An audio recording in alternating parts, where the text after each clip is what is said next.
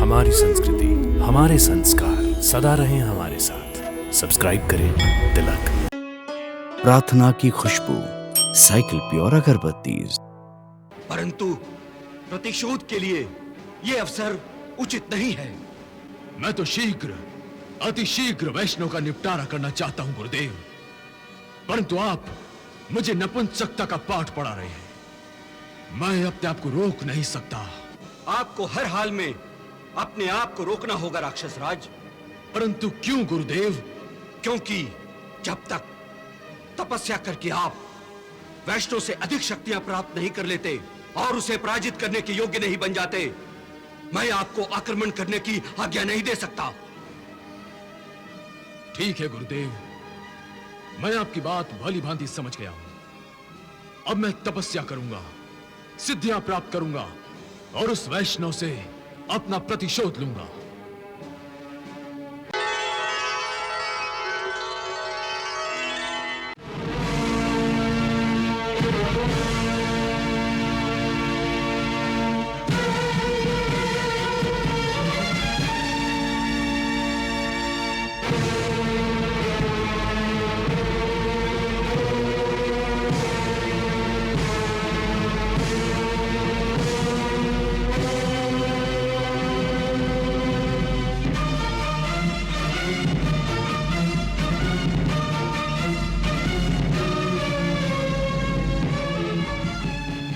दुष्टि, पिताश्री की लाश कहां है? आइए युवराज भैरव, मेरे साथ आइए।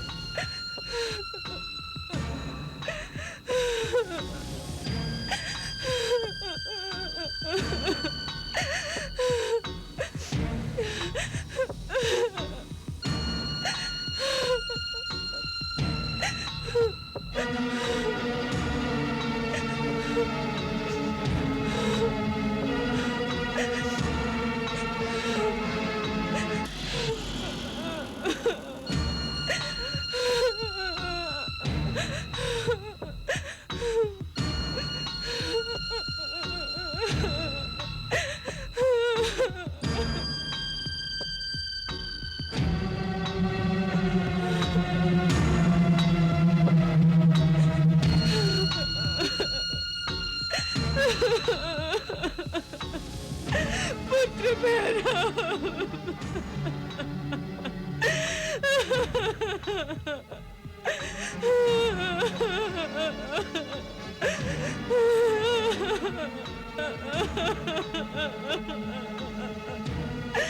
पुत्र मेरा।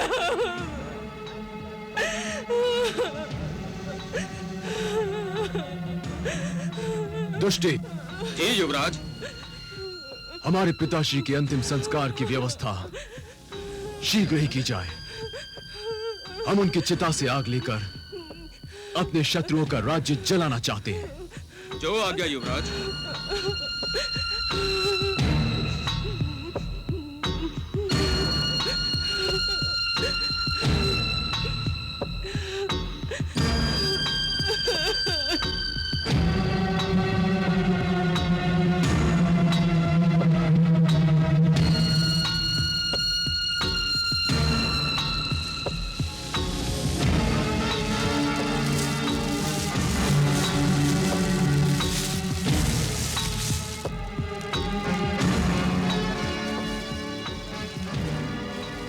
पिताश्री, आपकी ये चिता सदा ही मेरे हृदय में जलती रहेगी।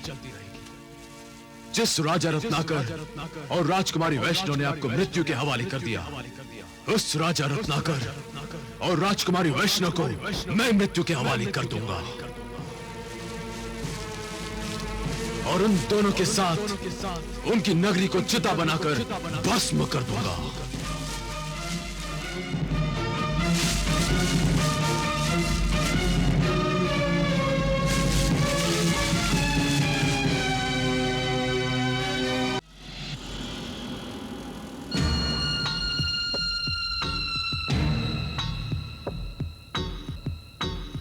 माताश्री, ये रोना धोना बंद कर दीजिए।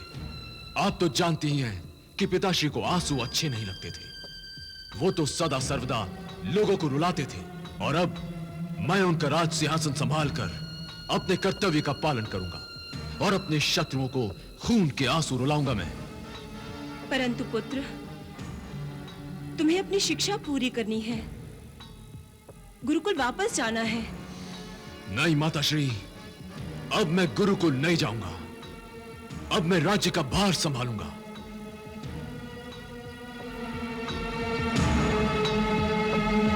नारायण नारायण नारायण। मातेश्वरी, फिर वही कुटिल इतिहास की पुनर्रचना। क्या हुआ देवर्षि? किस बात पर इतने निराश हो रहे हैं? मातेश्वरी, अपनी हठधर्मी के कारण असुरराज दुर्जय ने अपने प्राण खो दिए, अपने अंत तक शत्रुता नहीं छोड़ी, और फिर उसी इतिहास की पुनर्रचना दुर्जय का पुत्र भैरव कर रहा है मैया। यही तो असुर प्रवृत्ति है देवर्षि। पिता की शत्रुता पुत्र और पुत्र का पुत्र तक निभाता है। वंश के वंश समाप्त हो जाते हैं, परंतु शत्रुता का अंत नहीं होता। इसी बात का तो खेद है मुझे मैया। इससे अधिक खेद उस बात पर होना चाहिए कि यही असुर प्रवृत्ति कभी-कभी मानव जाति में भी उत्पन्न होती है और समाप्त होने में नहीं आती। हाँ मातेश्वरी, जब मनुष्य अधर्म के मार्ग पर पग धरता है तो किसी अंधे की भांति उसी मार्ग पर आगे बढ़ता ही चला जाता है, चाहे उसे कितनी ही ठोकरें क्यों ना लगे।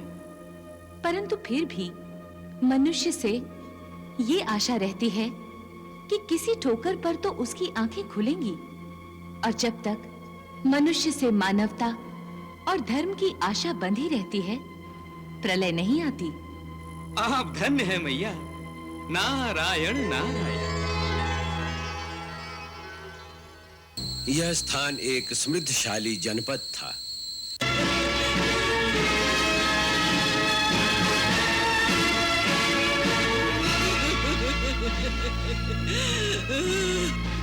राम, यही है ताड़का।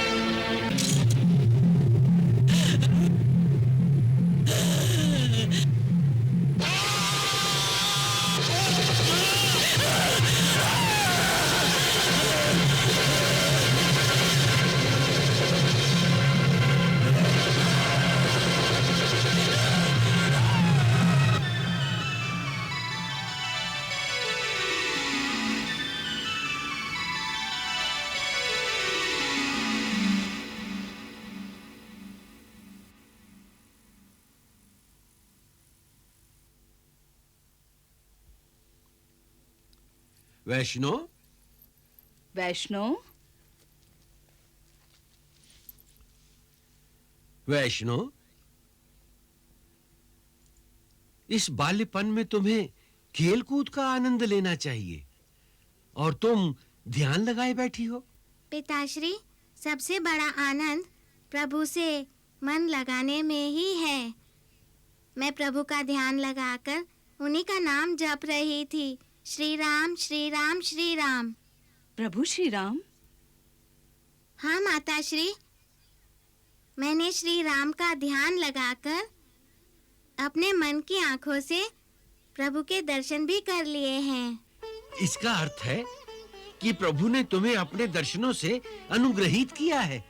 हाँ पिताश्री, मैंने उन्हें राक्षसी ताड़का का वध करते हुए भी देखा है। सच? ये तो बड़ा शुभ समाचार है। पिताश्री, अधर्मी राक्षसी ताड़का का वध देखने में बड़ा आनंद आया। वैष्णो, और आगे बताओ, प्रभु श्री राम अब क्या कर रहे हैं?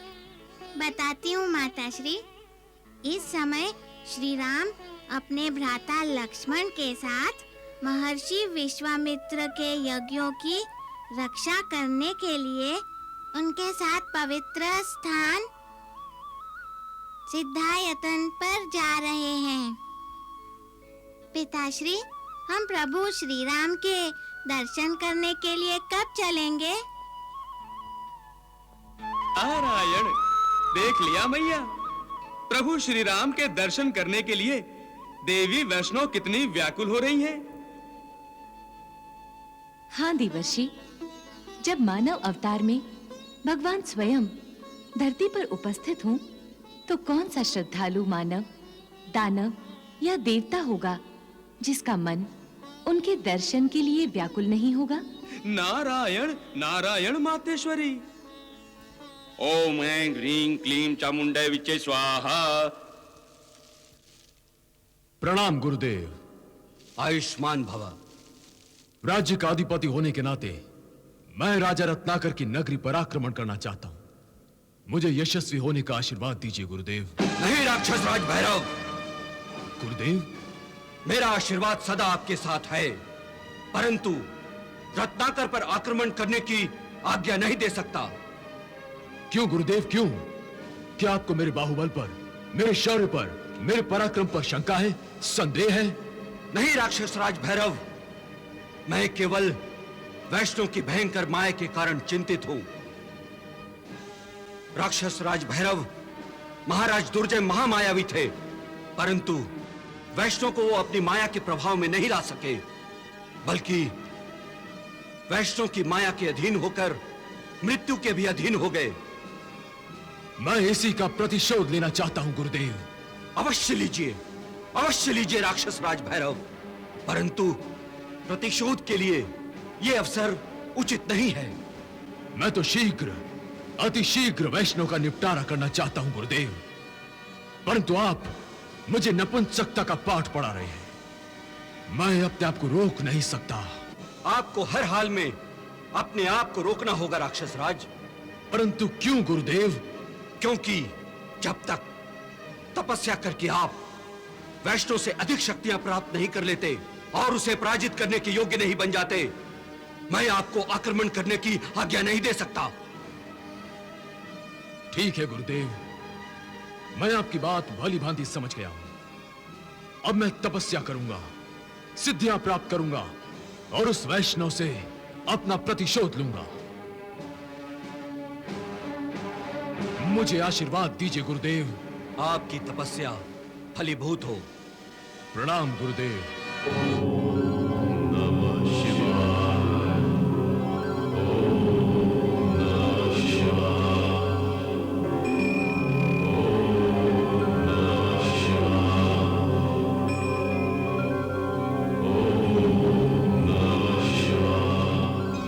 पिताश्री, माताश्री, आप दोनों ने मुझे बहुत बहुत प्यार दिया है। पुत्री, तुमने भी तो पुत्री प्रेम से हमारी झोली भर दी है। वैष्णो, तुम्हारा प्यार समेटते समेटते मेरा आंचल भर भर के छलकने लगा है।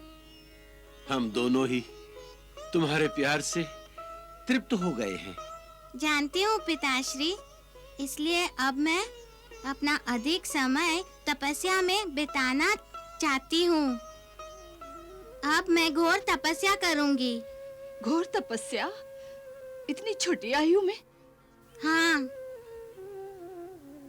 परंतु इसकी क्या आवश्यकता है पुत्री?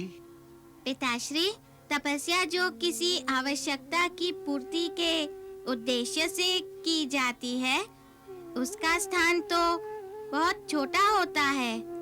तपस्या किसी स्वार्थ से नहीं, भक्ति भाव से की जानी चाहिए। निस्वार्थ तपस्या की गरिमा आकाश को छूती है। पिताश्री, माताश्री, आप अपने प्यार और लाड़ के बंधन से तपस्या में बाधा डालना तो नहीं चाहेंगे? नहीं पुत्री। नहीं पुत्री, परंतु एक बात है पुत्री, जब तुम तपस्या में लंबे समय तक लीन रहा करोगी तो हमें यूं लगेगा जैसे हमने पुत्री को खो दिया है। वैष्णो, हाँ, मेरी गोद, मेरे हाथ और मेरे होंठ तुम्हारे स्पर्श के लिए तरसा करेंगे।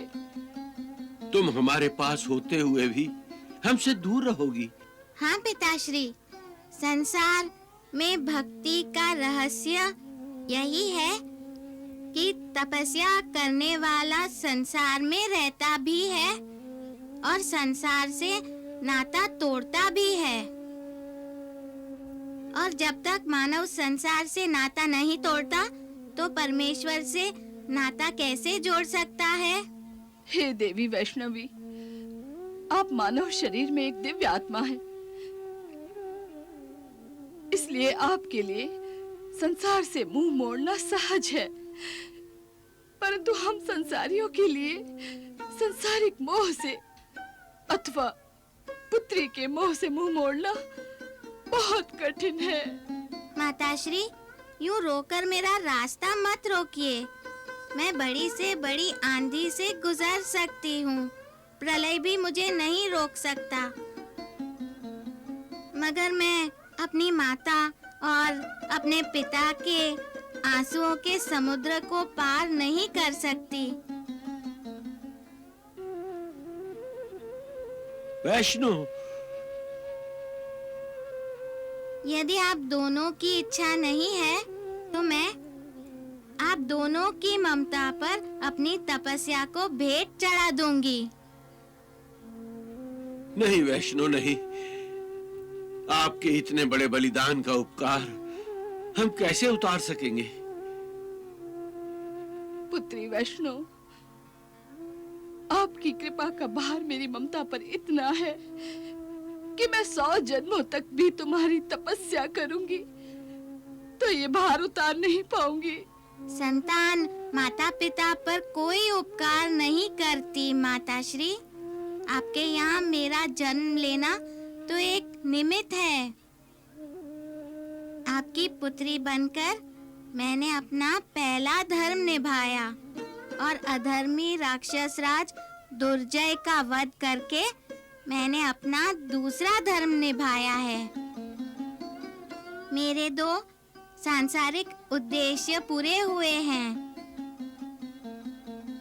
इनके अतिरिक्त भी मुझे कई दूसरे उद्देश्यों की पूर्ति करनी है,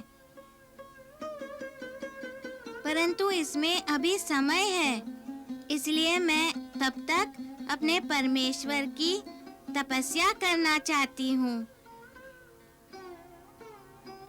इसी के लिए मैं आप दोनों से आज्ञा मांग रही हूँ।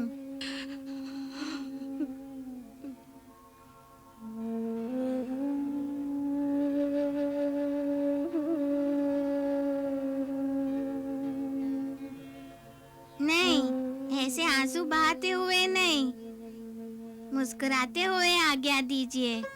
वैष्णो, वैष्णो।